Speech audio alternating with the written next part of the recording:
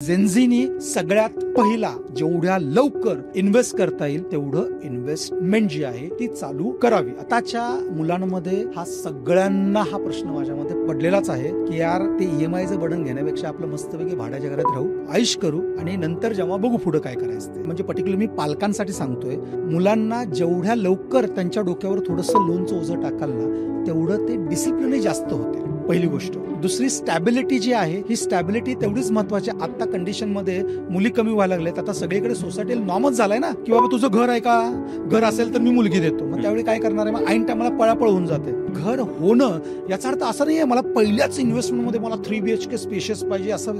अरे बाबा पहिल्या सुरुवात करा तुम्ही। जर माझं बजेट कमी असेल तुम्ही न्यू लॉन्च मध्ये घ्या की जिथं तुम्हाला स्टेप बाय स्टेप पेमेंट करायचं आहे, पण जो काही पगार आहे किंवा जी काही सॅलरी आहे त्यातनं थोडीफार अमाऊंट जी आहे ही तुमची सेव्हिंग होणार। आणि ती जर रिअल इस्टेट मध्ये होत असेल ना तर ते रिअल इस्टेट मध्ये नॉट ओनली सेव्हिंग, तुम्हाला ते ऍप्रिसिएशन पण पॅरलली देत असतं, त्याच्याशिवाय तुम्हाला टॅक्सेशनचं बेनिफिट पण देत असतं।